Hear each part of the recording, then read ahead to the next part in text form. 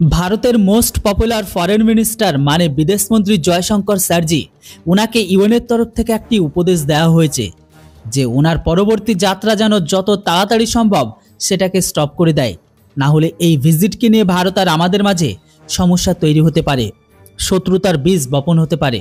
আর এটা তো আমরা একদমই চাই না। তাই আমাদের কথা শুনে ভারতের বিদেশমন্ত্রী যেন এই যাত্রাকে মাঝপথেই থামিয়ে দেয়।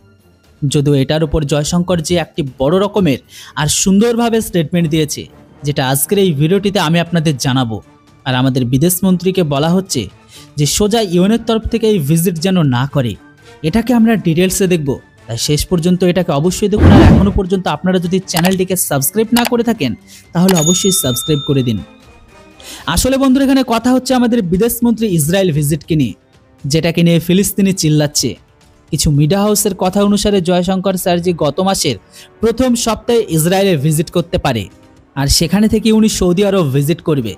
যদিও আমাদের বিদেশমন্ত্রী এস জয়শঙ্কর স্যারজি সবার প্রথমে ইসরায়েলে যাবে, আর এটা ভারত ইসরায়েলের সম্পর্কের জন্য অনেক গুরুত্বপূর্ণ। বলা হচ্ছে এই ভিজিটটি ভারতের ভেতরে নতুন ইনভেস্টমেন্টকে নিয়ে। ইসরায়েল ভারতের স্ট্র্যাটেজিক পার্টনার তো অবশ্যই, কিন্তু এখন এই ইসরায়েলের সাথে ভারত $1 বিলিয়ন নিবেশকে করতে চায়। আসলে বন্ধুরা, কিছুদিন আগে খবর বেরিয়ে আসে ইন্টিগ্রেটেড সার্কিটকে বানানো ফেমাস কোম্পানি তারা ঘোষণা করেছিল যে খুব তাড়াতাড়ি ভারতের ভেতরে সেমিকন্ডাক্টর মার্কেটকে করার জন্য $1 আরব ইনভেস্টমেন্টকে করবে। আপনারা সবাই জানেন এই মুহূর্তে ভারত সেমিকন্ডাক্টর চিপকে নিয়ে অনেক প্রেসার দিচ্ছে। বিশ্বের বড় বড় আইটি ফার্মকে ভারতের ভেতরে নিবেশ করার জন্য জানানো হচ্ছে, যেন ভবিষ্যতে সেমিকন্ডাক্টর চিপের জন্য ভারতকে চীন বা তাইওয়ানের ওপর যেন নির্ভরশীল হতে না হয়।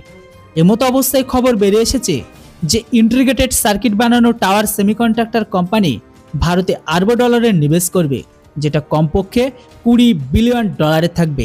আর এটি ঠিক এই কারণে, কেননা এত বড় নিবেশকে ভারতে আনার জন্য জয়শঙ্কর স্যার নিজেই ইসরায়েলে যাচ্ছে, যেটা ফিলিস্তিনি একেবারে মানতে পারছেন না। আসলে বন্ধুরা, ইউএনএসসিতে স্থায়ী প্রতিনিধি রিয়াদ মানসুর তার স্টেটমেন্টে বলেছে যে ভারতের বিদেশমন্ত্রী এমন দেশের ঘরের ভেতরে ভিজিট করার চেষ্টা করছে যারা আমাদের হাজারো নিরীহ অসৎ লোকেদের মেরেছে, আমাদের জমিকে দখল করে নিয়েছে, আমাদের মসজিদগুলোকে ভেঙে দিয়েছে, সেখানে আমাদের মিলিটারি ক্যাম্পকে বসিয়ে দিয়েছে। আর এমন দেশের সাথে ভারত $1 বিলিয়ন ডিলকে করার কথা ভাবছে, এটা একদমই ঠিক নয়। কেননা ভারত বলেছিল ইসরায়েলকে নিয়ে ভারত ফিলিস্তিনের খেলাফ বা কাজ কখনোই করবে না বা যাবে না। তো এরই ওপর জয়শঙ্কর স্যারজি তার জবাব দিয়েছে।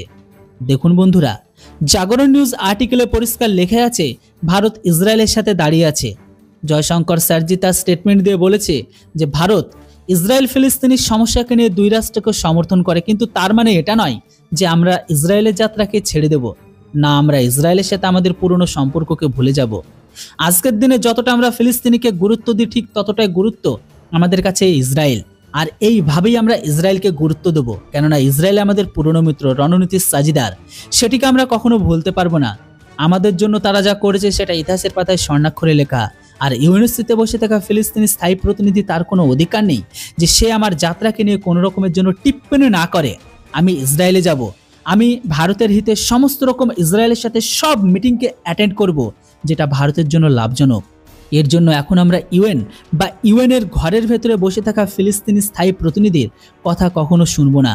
এবার আপনারাই বলুন, জয়শঙ্কর স্যারজি কি ঠিক, না আমাদের ইসরায়েলের সাথে মিলে সেমিকন্ডাক্টর চিপকে তৈরি করা উচিত, না ফিলিস্তিনের কথা শোনা উচিত? অবশ্যই আপনাদের গুরুত্বপূর্ণ মতামত কমেন্ট বক্সে লিখে জানান। Thanks for watching. Jai Hind, Vande Mataram.